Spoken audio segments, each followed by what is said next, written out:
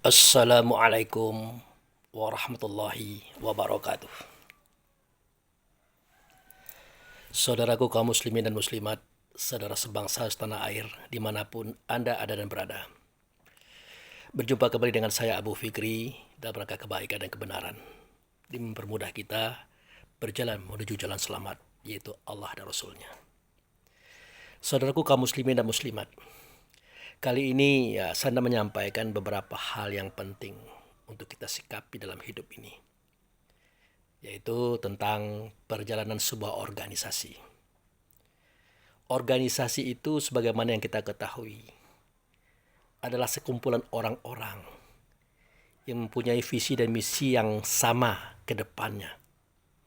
Tentu untuk kebaikan, kebenaran dan keadilan yang sesuai dengan ajaran Allah dan Rasulnya. Oleh karena itu dibutuhkan komitmen ketaatan yang dimulai daripada ketua, sekretaris dan bendahara, berikut dengan pembantu-pembantunya, bidang-bidangnya atau biro-bironya. Ini kita lakukan adalah untuk mempermudah langkah itu sendiri, bukan untuk mempersulit. Nah, oleh karena itu dalam organisasi itu ada yang namanya anggaran rumah tangga, ada namanya pedoman acuan organisasi, ada, dan ada namanya aturan daripada aktivitas ataupun gerakan setiap individu yang ada dalam organisasi ada.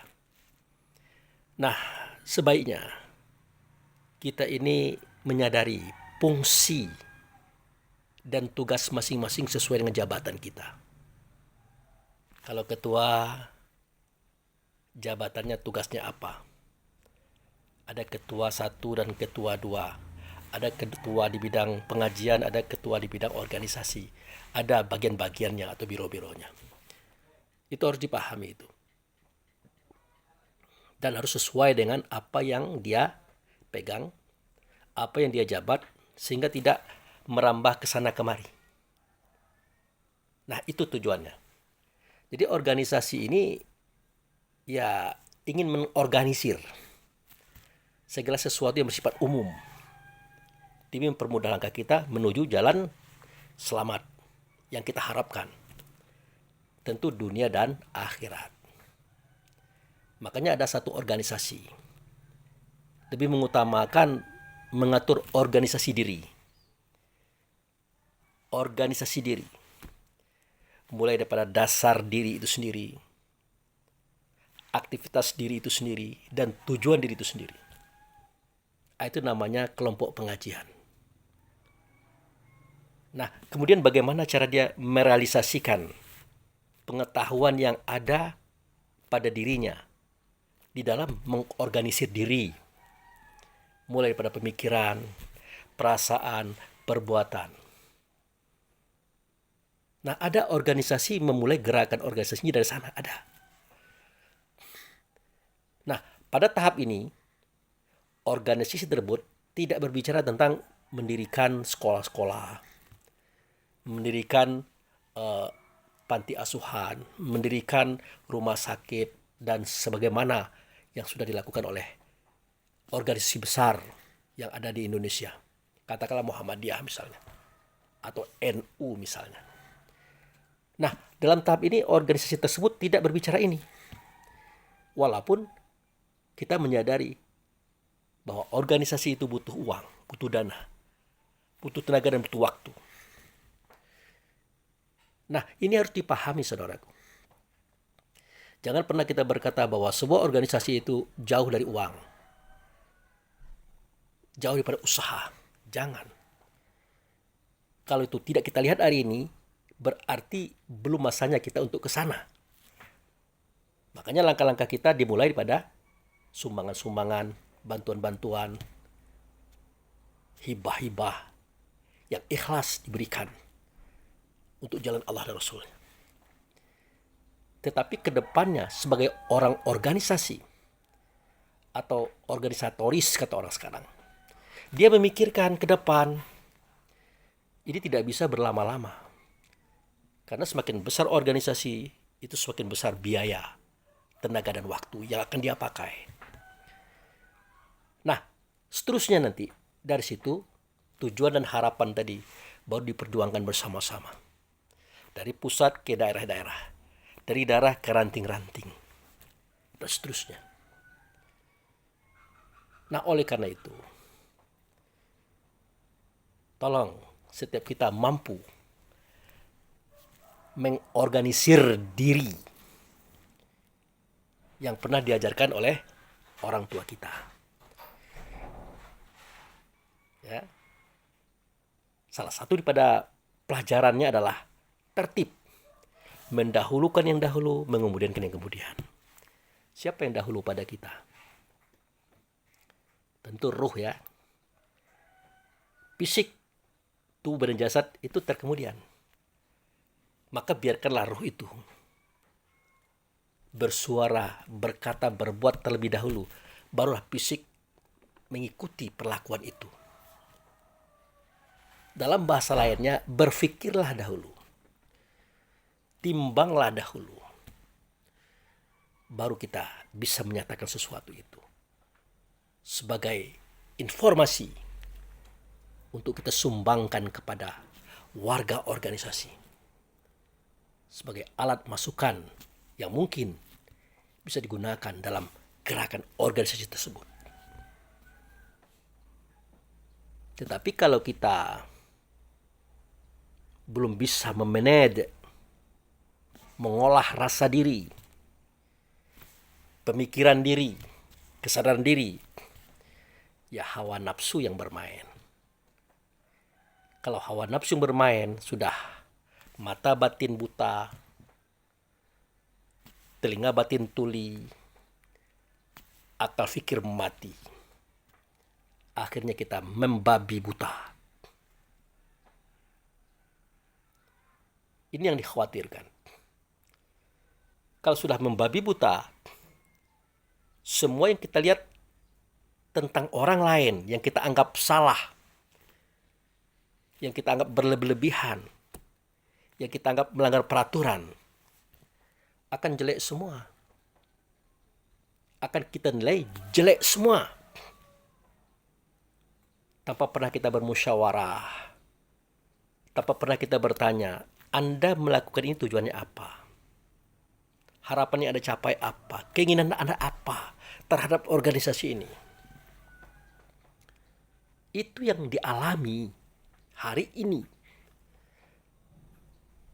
Semua kita menyalah, membantah, menyangkal, bahkan berusaha membuang, menyingkirkan,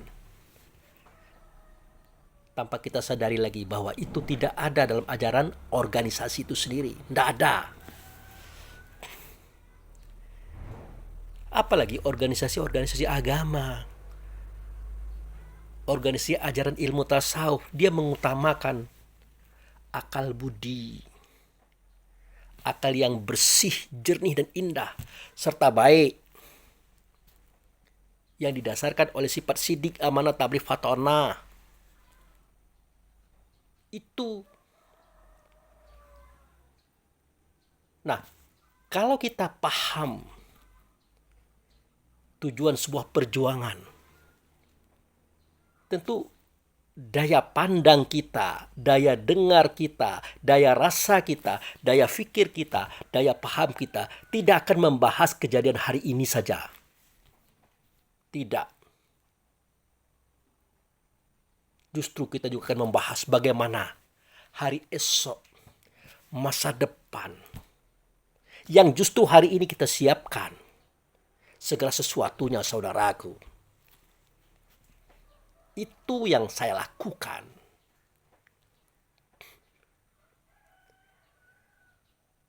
Seandainya nanti sampai waktunya pucuk pimpinan itu dipanggil oleh Allah dan Rasulnya, apakah kita berpikir dunia ini akan kiamat? Dunia ini akan selesai. Semua kita akan mati. Apa itu yang kita pikirkan? Menurut saya, menurut saya ya, Itu paham yang keliru. Paham yang tak tepat. Hidup ini ada yang mengatur. Ada aturannya. Allah dan Rasul yang mengaturnya, bukan kita. Dan tidak pula bisa kita memprediksi kapan si A itu akan pulang kepada Allah dan Rasul. Apa yang terjadi setelahnya dan bagaimana keadaan berikutnya. Tidak ada yang bisa kita tahu. Tapi kita hanya mereka-reka, meraba-raba. Kalau ini yang terjadi, maka inilah hasilnya. Inilah kesimpulannya. Itu yang jadi pikiran kita hari ini. Saya ulangi kembali. Seketika kita berkata, seketika pucuk pimpinan itu dipanggil oleh Allah Rasul, maka semua kita akan mati serempak dan macam-macam. Maka tidak perlu lagi kita meningkatkan perjuangan, memajukan langkah perjuangan. Itu namanya konyol, saudaraku. Konyol. Karena Rasulullah Sallallahu Alaihi Wasallam, Nabi Muhammad itu pernah bersabda dan diakui oleh dunia pengakuan itu. Diakui oleh dunia pernyataan itu. Apa kata beliau? Jarak aku diutus dengan hari kiamat adalah seperti ini. Beliau menunjukkan dua jarinya. Berapa betullah jarak dari sini ke sini? Dekat. Tidak sampai 5 senti. Tetapi dengarkan apa kata beliau. Apa kata beliau? Islam setelah aku akan berjalan 15 abad. Maka setiap 100 tahun, setiap 1 abad akan aku utus para mujadid. Mujadid 1, mujadid 2, mujadid 3, mujadid 4. Sampai mujadid yang ke-14. Di mujadid yang ke-15, insya Allah, Rabiul Awal tadi akan menjelma menjadi Rabiul Akhir. Akan mengulangi, akan menyimpulkan sebuah kisah-kisah yang sudah lama. Akan memperjelas seperti apa yang beliau pernah katakan. Di akhir zaman nanti akan ada suatu masa di mana orang tidak mau lagi menerima sedekah. Orang tidak mau lagi menerima sedekah. Kita artikan itu uang. Sedekah itu artinya kebenaran, petunjuk, arahan Allah dan Rasul. Di akhir zaman nanti akan terjadi kejadian itu. Mereka mengutamakan hawa nafsu dunia syaitannya, ambisi hidup dunianya. Tidak dia berpikir pada Allah dan Rasulnya. Tidak.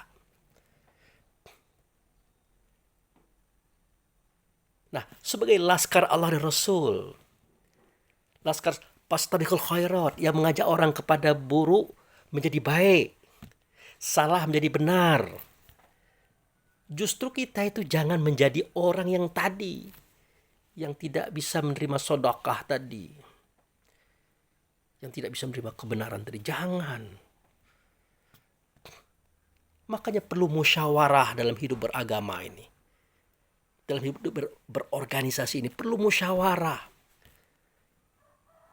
Puncak tertinggi itu adalah kesepakatan. Yang tidak ada ini itu lagi, dan tidak ada upat puji lagi, dan tidak ada lagi ini dan sebagainya.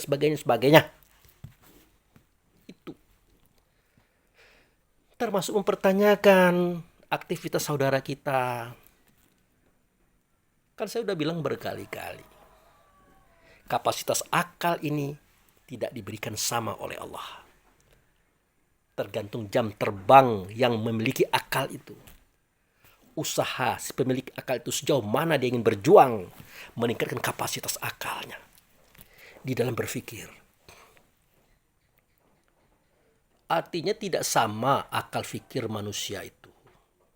Berbeda-beda sesuai dengan jam terbangnya, pengalamannya, serta pencapaian dan cita-citanya. Itu sebabnya kenapa kita lihat si A ini begini, si B begini, si C begini. Dan jangan kita salahkan dulu. Jangan kita debat dulu. Takutnya nanti organisasi ini mandek hanya karena pertikaian-pertikaian, pertengkaran-pertengkaran, salah menyalah. Itu saudaraku. Karena organisasi itu tidak bisa dijalankan sendirian. Harus bersama-sama. Namanya organisasi. Untuk mengorganisir suatu cita-cita dan harapan ke depannya. Berdasarkan Allah dan Rasul. Itu. Tidak bisa sendirian. Jangankan kita. Rasulullah saja tidak sendirian. Ada sahabat yang 4. Sahabat yang 10. Sahabat yang puluhan. Bahkan sahabat yang ribuan. Itu pun belum tentu berhasil. Belum tentu bisa mencapai harapan. Itu saudaraku. Makanya beliau menggunakan waktu puluhan tahun untuk bisa mengibarkan bendera Islam. Tidak mudah itu. Nah, ini harus kita pahami. Kedepannya, seketika pucuk pimpinan itu sudah tidak ada lagi. Cita-cita dan harapan organisasi tetap dikibarkan. Tetap disampaikan. Karena inilah tugas mulia daripada Allah Rasul untuk membawa mereka kepada selamat. Untuk membawa orang lain kepada selamat. Makanya perintah Allah dalam Al-Quran, perintah Rasul dalam Al-Quran, udhuhum ila sabili rabbika. Ajaklah mereka-mereka itu kepada jalannya Tuhan engkau. Mana itu jalan Tuhan? Yaitu jalan selamat itu. Yaitu kepada Allah dan Rasulnya. Actionnya sholat. Ilmunya itulah dia. Rukun sembahyang 13. Sifat 20. Haluan muslim. Dan kita tambah lagi dengan pengetahuan yang lain. Yang memungkinkan untuk memperkuat apa yang kita bawa. Itu. Ajak mereka itu. Tentu dengan hikmah. Hikmah itu artinya informasi Allah dan Rasul yang ada di batin kita. Karena batin kita bersih. Banyak petunjuk yang kita dapat. Itu hikmah. Sehingga dia menjelma menjadi pengetahuan. Wal mau'izah. Mau'izah itu artinya keberanian, kekuatan. Karena untuk melakukan sebuah terobosan saudara. Ya. Untuk melakukan sebuah perjuangan, perubahan. Tidak bisa dilakukan oleh seorang yang loyo. Kelompok yang loyo. Tak bisa. Harus kelompok yang kuat. Tegas, tajam, dan berani. Karena segala sesuatu yang baru akan banyak tantangannya saudara. Akan banyak. Dan ini sudah disinyalir oleh Nabi Muhammad jauh-jauh hari. Nanti kamu akan melihat. Islam ini akan aneh. Islam ini akan asing. Maka beruntunglah orang-orang yang menjadi orang aneh dan menjadi orang asing pada saat itu. Berarti mereka berada dalam kebenaran. Bil hikmah wal mau'izah tadi. Tidak berhenti dalam batas keberuntungan. Tidak. Karena dia beruntung, berbeda dengan yang lain. Dia harus membantu orang lain. Untuk ikut beruntung juga. Untuk beruntung selamat juga. Untuk beruntung sampai kepada Allah Rasul juga. Itu. Makanya diperlukan kita berdebat dengan mereka. Tapi dengan debat yang baik. Kan begitu diajarkan oleh Allah Rasul. Ajaklah mereka itu kepada jalan Tuhan engkau. Dengan hikmah wal mau'izah. Dan debatlah mereka dengan debat yang baik. Bagaimana kita bisa berdebat? Ilmu pengetahuan kita tidak pernah bertambah-tambah. Dari dulu itu ke itu juga. Itu ke itu juga. Berkali-kali saya katakan. Mohon betul. Para pendakwah. Disesuaikan dengan judulnya. Pendakwah. Jangan mubalih dikatakan pendakwah. Itu salah pasang, saudaraku. Kalau hanya bercerita dari masjid ke masjid, balai ke balai, rumah ke rumah, tidak pernah keluar, itu namanya mubaligh, bukan pendakwah. Tukang sampai kaji, tukang sampai ceramah, bahan-bahan kaji disampaikan oleh beliau itu mubaligh namanya. Sedangkan kita menggunakan kata pendakwah. Harus kita pahami kenapa orang tua kita mengatakan pendakwah. Pendakwah itu artinya penyeru, pengajak. Tidak mungkin orang itu hanya di dalam saja, tidak mungkin. Pasti dia akan keluar, mengajak orang-orang lain masuk, kemudian memberikan pelajaran-pelajaran agar mudah berjalan menuju Allah Rasul kepada keselamatan. Itu. Jangan kita hanya diam saja, tidak mau berpikir. Salah satu contoh nih, maaf betul. Silahkan diperhatikan oleh semua kita yang ada yang mempelajari kajian ini.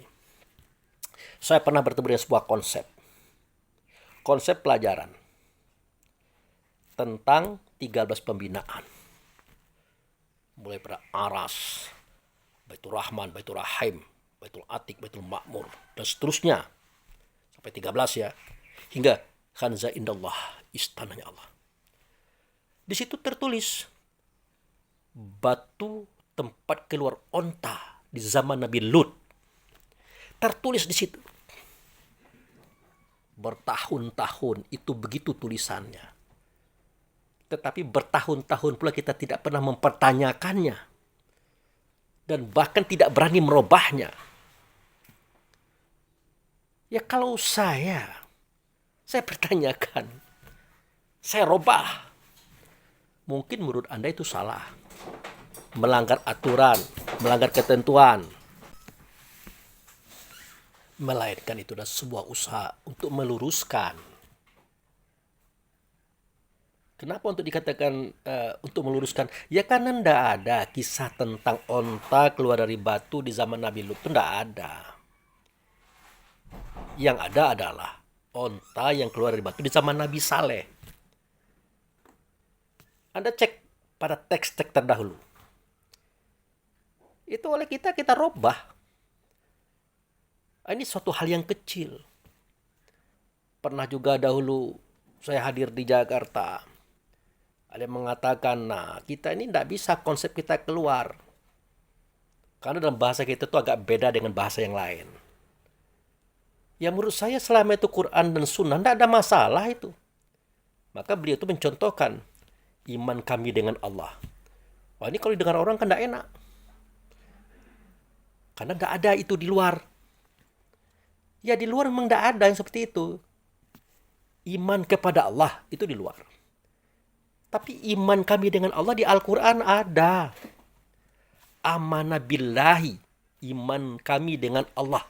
Kan itu maksudnya itu. Makanya diperlukan meluaskan kapasitas, ya, meluaskan wawasan, kemampuan berpikir untuk kemajuan bersama. Begitu saudaraku. Nah inilah yang sedang dilakukan hari ini. Yang kita buat hari ini. Untuk pandangan jarak jauh. Pandangan ke depan. Bukan pandangan hanya hari ini, tidak. Ini yang sedang kita lakukan sekarang. Nah kita berdakwah keluar dipersoalkan. Bikin video dipersoalkan. Kita itu hanya ingin menyesuaikan saja kata pendakwah. Pendakwah itu artinya orang yang mengajak. Otomatis dia akan keluar. Membawa ke dalam. Itu dia. Makanya ud'uhum, ajak mereka kata Allah. Ajak mereka kata Rasul. Pahami ini. Kalau kita hanya di dalam rumah, dalam masjid, dalam balai, mau mengajak orang, tidak bisa. Tidak bisa. Harus keluar. Tentu dengan hikmah wal mau'izah. Dengan wawasan keilmuan dan kekuatan serta keberanian. Nah, milikilah itu. Bahkan kepada tingkat debatlah mereka dengan debat yang baik. Bagaimana bisa berdebat kalau kita tidak punya kapasitas? Itu maka saya pesankan berkali-kali kepada kita yang berperan sebagai pendakwah, yang sebenarnya bukan pendakwah, mubaligh. Karena kita takut keluar kan, belum berani keluar, status kita masih mubaligh, bukan pendakwah. Padahal di situ tertulis pendakwah. Kalau saya menangkap sederhana saja, dikehendaki oleh orang tua kita, semua kita adalah pendakwah, bukan hanya mubaligh. Pendakwah yang bisa mengajak orang dari luar ke dalam. Itu. Nah, semua ini kita lakukan demi untuk mengorganisir yang di dalam ini. Memantapkan akal fikir, hayal paham dan ilmu. Menyatakan ia dalam bentuk suara, kata dan perbuatan yang sama seperti yang Allah dan Rasul kehendaki. Itulah tasdik. Ya, tasdik fil qalbi. Ikrar bilisan. Wal a'malu bil arkan itu. Itulah iman. Kayak begitu. Nah, jadi kita lakukanlah ini sekarang. Kita berdakwah keluar, kita bikin video. Kita berdakwah keluar itu menyesuaikan kata dakwah itu sendiri. Kita bikin video, itu adalah sebuah pencapaian yang kita lakukan. Karena sudah ada teknologi yang canggih yang akan menyampaikan kita ke negeri-negeri dimanapun. Di gunung, di lembah, di laut, di danau, di darat, dan di mana saja. Makanya kita manfaatkan. Anda percaya atau tidak? Percaya atau tidak? Anda lihat nanti. Seketika pucuk pimpinan ini sudah kembali kepada Allah dan Rasul. Ingat, jangan pernah berpikir semuanya diselesaikan, dikiamatkan. No. Tidak. Pasti akan berjalan, berlanjut. Kita lihat nanti. Semua tokoh-tokoh, termasuk para profesor, mereka akan mulai bergerilya ke depan, keluar. Sekarang saja sudah mulai. Beberapa tokoh, beberapa profesor, mereka sudah mulai bergerilya. Terutama di kampus-kampus. Seketika beliau-beliau itu mengajar atau memberikan mata kuliah, sudah mulai dipakai ini. Bahkan ada di antara profesor kita yang mendirikan sekolah ataupun universitas yang bersifat hikmah. Ada, silakan aja cari itu. Ini menunjukkan pada gejolak batin suci ini memang harus dikembangkan. Memang harus disebarkan, memang harus disampaikan kepada semua kaum. Bukan untuk kita saja. Bukan. Para nabi itu dari Adam sampai ke Isa, termasuk Rasulullah, diutus itu untuk menyampaikan risalah Allah dan Rasul. Mengajak umat kembali kepada Tuhannya, itu dengan dakwah, saudara. Dengan dakwah. Lihatlah bagaimana Rasulullah bergerak. Mulai bersendirian, istrinya, sepupunya Ali, dan beberapa sahabat-sahabatnya. Begitu. Perhatikan sejarah itu. Tidak sendirian beliau. Kalau beliau sendirian sampai hari ini tidak akan ada Islam di muka bumi ini, saudara. Tidak akan ada. Nah, kita ini nanti kan begitu. Makanya kita memulai. Jangan sampai kaget nanti dunia ini. Khususnya Indonesia ini. Ternyata biasa itu. Orang yang namanya Abu Fikri itu sering tampil. Jadi tidak aneh. Kita memulai. Demi apa? Demi mengibarkan bendera dakwah dan organisasi ini. Itu. Bukan tidak sedikit pengorbanan, caci maki, hinaan, kemarahan, tuduhan banyak. Dari dalam, dari luar, banyak kita terima. Karena kita punya pandangan ke depan yang jauh. Kita melihat sesuatu yang mungkin belum dilihat oleh orang yang sekarang. Ya silakan saja Anda lakukan itu. Tapi ingat, apa yang saya prediksi akan terbukti. Karena yang kita ceritakan ini sejarah loh. Sejarah itu berulang-ulang. Sekali terjadi tertutup, kemudian terjadi lagi tertutup, terjadi lagi tertutup. Artinya dia berulang-ulang. Sama kisah itu. Kisah zaman Nabi Muhammad dulu sendirian. Dapat teman dikit, dikit-dikit banyak. Timbul sahabat, timbul kaum, timbul umat. Nanti kan redup lagi, muncul lagi, redup lagi, muncul lagi. Seperti itu. Maka prediksi yang seperti ini sebenarnya tidak sulit. Gampang dipahami. Asalkan kita mau membaca. Membaca buku. Buku apa saja. Terutama sejarah. Itu. Ini yang sedang kita buat. Kemudian dalam perjuangan di organisasi akan terdapat pertikaian, perselisihan, salah pendapat. Nggak apa-apa, biasa itu. Nggak aneh. Berbeda warna, berseberangan dalam cara kita berpikir, biasa, nggak aneh. Yang aneh itu kita yang mengaji ini. Hawa nafsu dunia syaitan. Yang aneh itu, yang kita pelihara itu justru. Itu yang aneh. Masa kita pergi ke suatu tempat. Oh, jangan ke situ. Ngapain dia ke situ? Mulai dicurigai. Tidak boleh begitu. Nah, besok saya akan berangkat. Insya Allah ya. Akan bertemu dengan saudara-saudara yang satu organisasi, satu pengajian, tapi yang berbeda cara berpikir. Itulah kekayaan. Kita harus pandai belajar. Kita harus pandai bisa untuk menyamakan yang tidak sama. Untuk merapatkan yang berseberangan. Bagaimana caranya? Jangan pernah di hati itu ada permusuhan. Tetaplah ada persahabatan, persaudaraan. Hargai pendapat orang walaupun itu tidak cocok dengan kita. Kata bahasa orang Minang itu iyo kanan diurang lalu kanan diawa.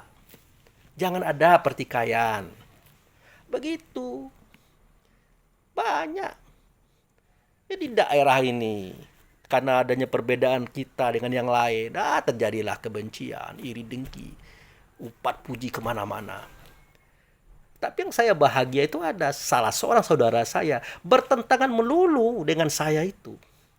Tapi kami mesra-mesraan, makan-makan, ketawa-ketawa, tidak pernah bermusuhan. Bahkan pertikaiannya sangat berat loh. Mulai pada kitab Quran, mulai Muhammad, mulai Islam ini. Sangat berat. Dikatakan pula Quran itu meniru-niru. Quran itu seakan-akan dijadikan dikarang-karang oleh Muhammad. Dikatakan Muhammad itu pembohong. Dikatakan pula Islam ini agama ciplakan macam-macam. Itu dari saudara saya seperti itu. Kencang, keras, tapi tidak bermusuhan. Santai, senyum, tertawa, makan-makan kami. Enak-enakan sampai sekarang ini, sampai detik ini. Itu. Ya masalah cara berpikir yang berbeda itu biasa. Jangan saling menyingkirkan, saling membuang, janganlah. Tidak begitu cara hidup berorganisasi. Apalagi cara hidup beragama. Kalau ada yang bertikai, yang berselisih, berseberangan, wa aslihu zata bainikum. Itu nasihat Allah dan Rasulullah. Nah, itu.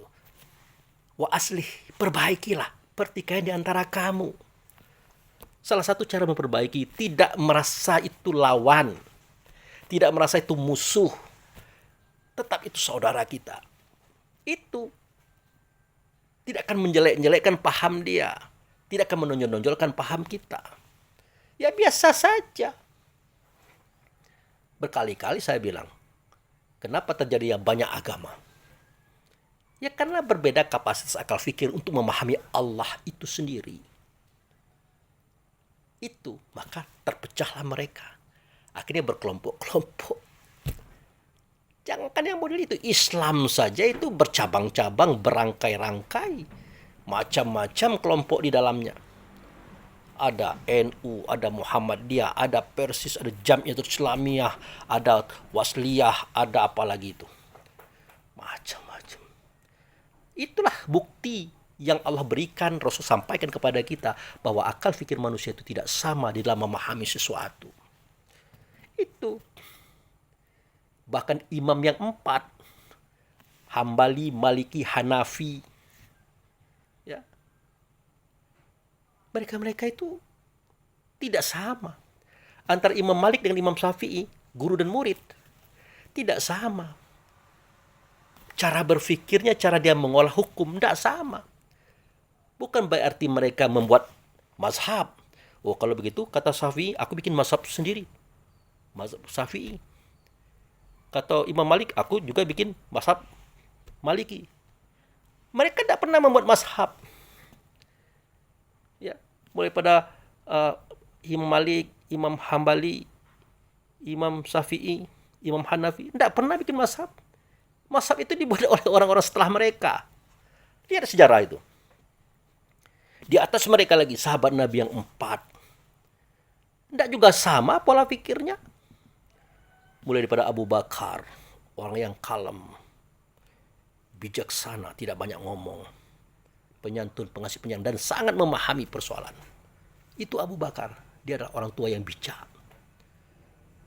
Diganti dengan Umar, orang yang tegas, keras terhadap kebenaran. Yang iya, ya tidak. Jangan ngajak-ngajak Umar rapat ya, apalagi masalah islah, memperbaiki. Wah, babak belur kita. Dia tidak ada basa-basi, tidak akan ragu-ragu mengatakan keburukan, kesalahan, dan kekeliruan kita. Demi apa? Demi bagusnya organisasi, bagusnya perjuangan. Itu Umar. Maka saya katakan, kalau Anda mengundang Abu Fikri untuk hadir dalam rapat islah, maka siap-siap untuk kita saling bertentangan, saling bertikai, bahkan mungkin saling bertak. Bukan hawa nafsu. Itu momennya untuk kita keras dalam menyampaikan prinsip. Itu sudah kita rasakan. Baik itu di pusat, di daerah. Sudah kita rasakan bagaimana cara saya itu. Kalau berbicara islah, ya kalau berbicara silaturahmi, enggaklah. Saya akan senyum-senyum, ketawa-ketawa, makan-makan, minum-minum. Bahkan lucu-lucu saya. Enggak ada itu. Idealisme itu enggak kelihatan di saya. Ini yang kita ceritakan kemana-mana. Wah, itu payah, itu keras, tidak bisa. Akhirnya menyalahkan semua. Tanpa mau memikirkan apa yang saya sampaikan. Coba Anda yang pernah berdebat dengan saya tentang kebenaran sebuah perjalanan organisasi. Perhatikan apa yang saya mau. Kalau kita sudah berbicara tentang apa? Konsolidasi organisasi. Menyatukan visi dan misi dan menjalankan organisasi. Ya saya sampaikan kan sesuatu yang kurang. Wah, ini tidak begini, harus begini. Oh, ini tidak pas nih, harus begini. Kan itu. Tetapi yang dihasilkan dari semua itu adalah menyalahkan. Oh, Anda ingin saya itu mengiyakan. Oke, begitu saja. Kalau untuk cerita islah tidak bisa. Yang iya, yang tidak. Tapi kalau silaturahmi, oke, kita bahkan kita guyon-guyon, ketawa-ketawa, cerita-cerita yang mereng-mereng ke kiri pun kita bawa.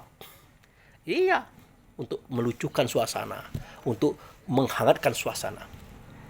Begitu. Umar juga begitu. Umar itu bisa melucon loh. Pernah terjadi dulu. Rasulullah, Abu Bakar, Umar, Ali dan macam-macam yang lain-lain itu, sahabat-sahabat lain makan kurma. Jadi Umar ini duduk dekat Rasulullah. Umar dekat Rasulullah, Abu Bakar dekat Rasulullah. Ali, saudara Nabi, itu biasanya jauh, tidak pernah dekat. Dia menjaga perasaan sahabat-sahabat yang lain. Jadi waktu makan kurma, Umar dikasih secumpuk, Rasul secumpuk, Abu Bakar secumpuk, dan semuanya dapat secumpuk-secumpuk. Yang Umar ini nakal dia. Dia makan kurma, bijinya diletakkan pada Rasulullah. Makan kurma, letakkan pada Rasulullah. Makan kurma. Akhirnya kurmanya habis, kurma Rasul pun habis. Di akhir cerita apa yang dia bilang? Teman-teman, saudara-saudara, sahabat-sahabatku, ayo, tebak siapa yang paling cangok makan kurma di tempat kita ini. Cangok itu artinya rakus. Bahasa kasar ya. Akhirnya orang melihat yang bijinya banyak. Yang inceknya banyak. Justru banyak itu di Rasulullah. Biji kurma Rasulullah itu banyak numpuk. Akhirnya Rasulullah lihat, wah ini saya yang tertuduh ini. Akhirnya sahabat-sahabat tertawa semua. Iya ya Rasulullah, Anda yang paling banyak makan kurma, kata yang lain. Rasul mau dilawan. Nabi mau dilawan. Orang fatona cerdas dia itu. Apa kata Rasulullah? Enggak lah. Kalau saya dikatakan rakus, cangok, paling banyak makan buah kurma, enggak lah. Yang paling rakus itu adalah orang yang sebelah saya ini. Siapa itu? Umar bin Khattab, saudara. Apa kata Rasulullah? Beliau ini makan kurma dengan biji-bijinya dimakan semua. Mana? Bijinya tidak ada. Itu. Jadi sahabat Rasulullah itu kalau dalam silaturahmi, dia lucu-lucu, humor-humor. Itu silaturahmi. Tapi kalau masalah kebenaran, jangan main-main. Nabi itu tegas, saudara. Umar itu tegas, saudara. Abu Bakar itu tegas. Tidak ada mereka loyo-loyo. Tidak ada. Itu. Begitu juga Utsman. Orangnya pemalu, lemah lembut. Dia tidak banyak lucu-lucuan, dia tidak banyak ngomong. Paling tidak tuh dia lihat kopi tidak ada, kita beli kopi. Dia bawa anggur, dia bawa roti. Cuma dia bisa seperti itu karena dia pedagang, dia tidak banyak ngomong dia. Dia banyak nyumbang. Nah, kalau dia humor, kalau dia banyak ngomong, nanti saudara-saudara kita, sahabat-sahabat kita, kata beliau, akan tersinggung. Kenapa? Karena beliau ini paling banyak bawa makanan, bawa minuman, bawa buah-buahan, bahkan bawa uang. Karena dia orang yang kaya raya. Makanya Allah jadikan dia itu banyak pendiam dan senyum. Ketawa aja jarang dia, senyum aja. Senyum aja. Wah enak kamu man. Kami berapa kali mau melamar putri Rasulullah, tidak dapat. Kamu malah dapat 2 loh. Dapat 2, mulai daripada Ruqayyah, Ummul Kulsum, jadi istri Anda. Ya kebenaran Utsman ini kan dua istri beliau itu adalah putri Rasulullah. Karena yang satu meninggal diganti dengan satu, kan begitu. Ya Utsman senyum-senyum saja. Nah kalau Ali bin Abi Thalib itu orangnya banyak diam. Banyak diam. Ya, pertama kali beliau adalah orang miskin. Ya kalau dia banyak ngomong nanti kan tidak enak. Tapi dia ketawa. Dia humor juga. Namun ketika dia berbicara ilmu, jangan main-main. Tidak ada lawannya. Mulai pada Abu Bakar, Umar, Utsman menggunakan beliau sebagai pemikir. Kenapa sedemikian?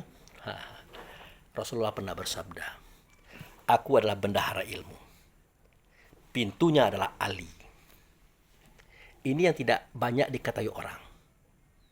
Aku adalah ilmu, pintu ilmu itu adalah Ali. Jadi berapa banyak orang-orang bertanya kepada Rasulullah. Selalu Rasul arahkan kepada Ali. Tidak Rasul langsung menjawab, tidak. Nah ini yang saya sampaikan bahwa karakter itu berbeda-beda. Cara berbeda-beda, bawaan berbeda-beda. Jangan dipersoalkan. Metode hidup berbeda, jangan dipersoalkan.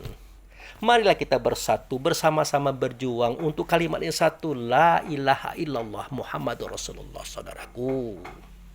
Stop kita bertikai. Stop kita berbantah-bantahan. Kan begitu. Yang mana yang bertikai dengan kita, yang berbeda warna dengan kita, jangan dimusuhi, apalagi dipitnah. Nggak boleh. Dirangkul, hargailah perbedaan itu. Itu pencapaian orang. Maka saya katakan, seandainya ada orang mengatakan, Pak Abu Fikri, Allah itu jumlahnya 10. Saya tidak marah. Saya tidak akan menyalahkan. Serius, serius. Yakin, yakin. Oke, silahkan saja. Saya hargai pendapat Anda. Tapi jangan dibawa saya ya. Jangan dibawa ikut saya ya. Akan begitu. Selesai urusan. Tidak perlu saya bawa kemana. Oh itu. Merubah akidah, merubah. Tidak main itu. Itu saudaraku. Maka silahkan saja. Kita ini saja dengan orang berbeda agama aja. Dianjurkan bersahabat, berteman, bersaudara. Saling rasa merasakan, saling tanggung jawab. Saling kita menghargai.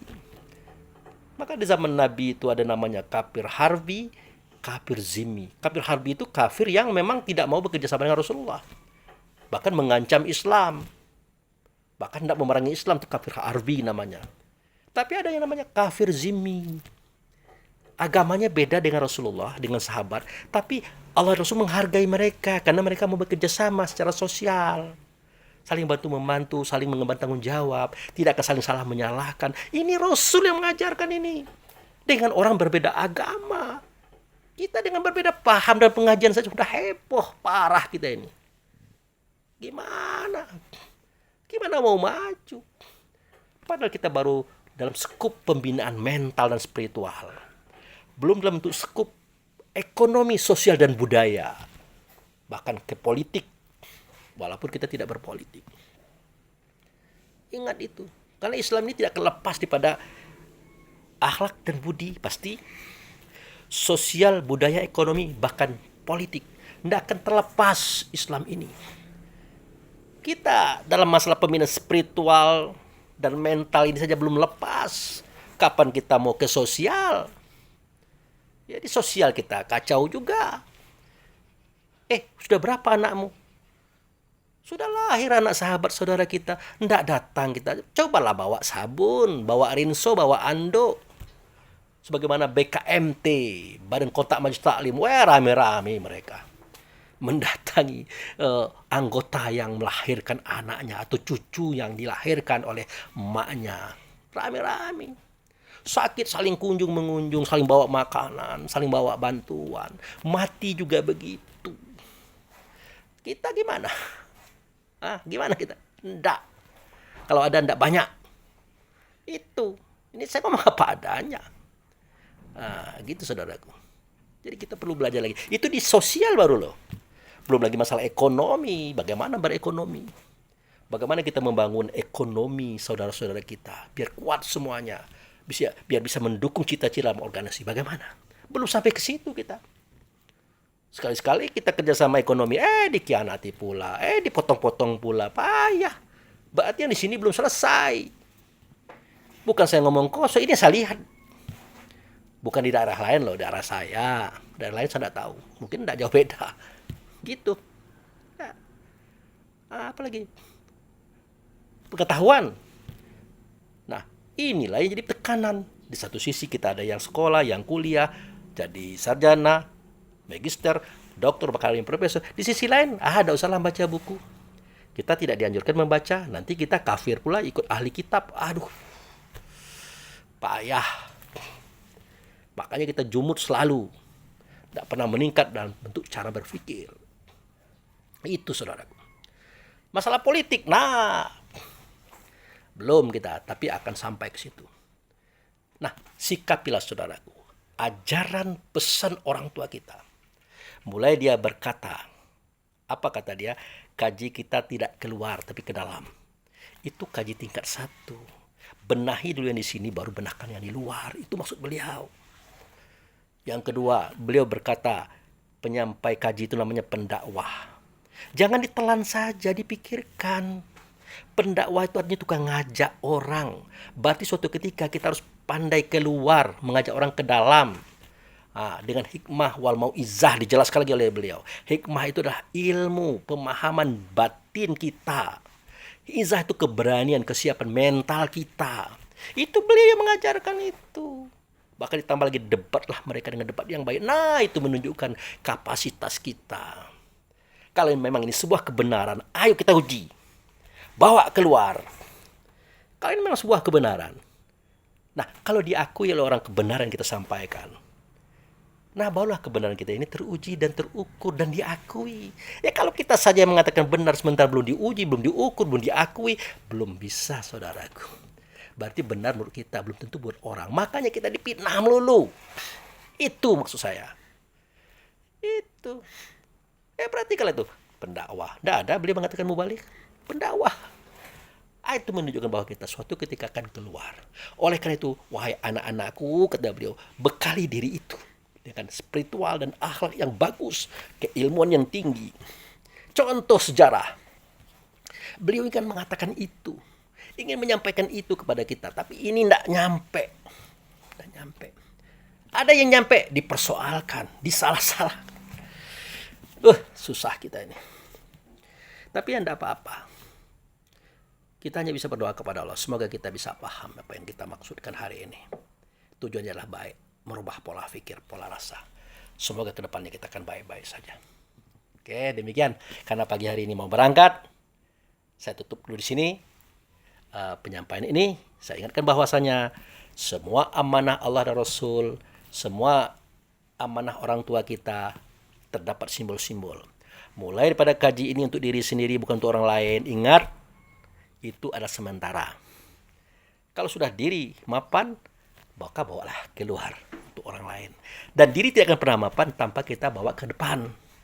Karena untuk menguji kebenaran itu harus ke depan. Itu ingat. Simbolnya adalah pendakwah, bukan mubalik di situ tertulis. Oke, sampai jumpa lagi pada cerita lain dan kisah lain. Mohon maaf kepada semua kita yang tersinggung dengan kata-kata saya. Saya mengatakan kata benar, ini berada dalam masalah islah. Kalau masalah silaturahmi, oke, kita ketawa-ketawa, makan-makan, minum-minum, hehehe kita. Tapi kalau masalah islah, tidak bisa. Yang iya, yang tidak. Maka jangan coba-coba kita selalu dihormati, selalu diagung-agungkan, akan selalu begitu kalau berhadapan dengan kita dalam masalah islah. Bukan tidak menghormati, bukan merendahkan, tidak. Inilah kebenaran. Nah, itu. Jadi kalau kita berada dalam islah, saya diam-diam saja, senyum-senyum saja, sementara saya melihat kekeliruan dan kesalahan, maka saya akan ditanya oleh Allah dan Rasul, afala ta'kilun, berakal tak kamu itu Abu Fikri? Afala tafakarun, berfikir tak kamu itu Abu Fikri? Afala tubsirun, kamu melihat tak persoalan mereka itu? Afala tasmaun, kamu mendengar tak kata-kata mereka itu? Kan keliru, kenapa kamu diam saja? Tidak sanggup saya ditanya oleh Allah Rasul seperti itu, saudara. Makanya terkesan keras, tegas, bukan tidak menghargai, sangat menghargai, sangat mencintai. Apalagi kalau Anda itu adalah orang-orang dekat, orang tua kita. Saya tidak pengen Anda itu diremehkan orang lain, dikecilkan orang lain, maka kekeliruan Anda saya sampaikan. Apalagi daerah. Ya, tapi kalau kita tidak mau mendapatkan yang seperti itu, ya Anda usah diajak kita lah. Ajaklah yang lain yang mengiya-iyakan, mengangguk-anggukkan, padahal kita sudah keliru, dia mengangguk-angguk juga. Wah, parah. Tidak akan berhasil yang seperti itu. Oke, terima kasih. Wabillahi taufiq wal hidayah. Assalamualaikum warahmatullahi wabarakatuh.